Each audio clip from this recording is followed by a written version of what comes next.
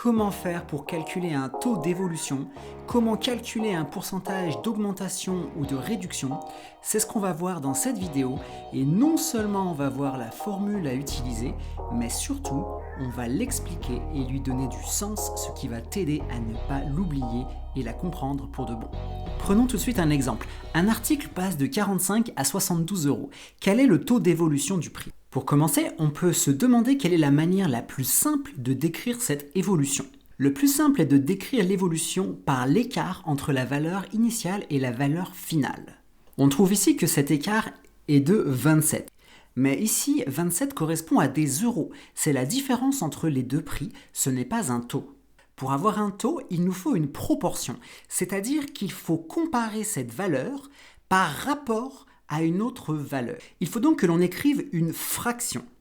Ici, pour avoir le taux d'évolution, on compare l'écart, c'est-à-dire 27, qui correspond bien à l'évolution, par rapport à une valeur de référence.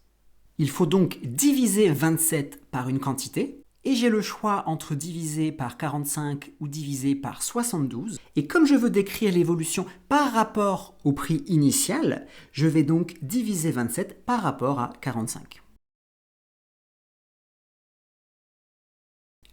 Il n'y a plus qu'à mettre la proportion sous forme de pourcentage.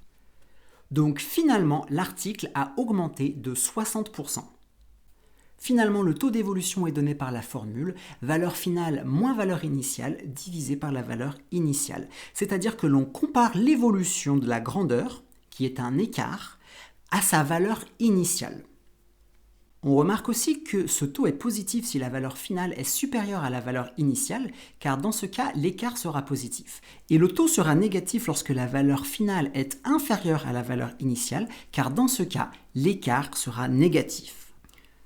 C'est tout pour aujourd'hui, j'espère que tu as appris quelque chose. Je te laisse un petit exercice, mets-moi ta réponse dans les commentaires et n'hésite pas à me dire dans les commentaires les notions sur lesquelles tu voudrais une vidéo. Portez-vous bien et on se retrouve pour un prochain tuto.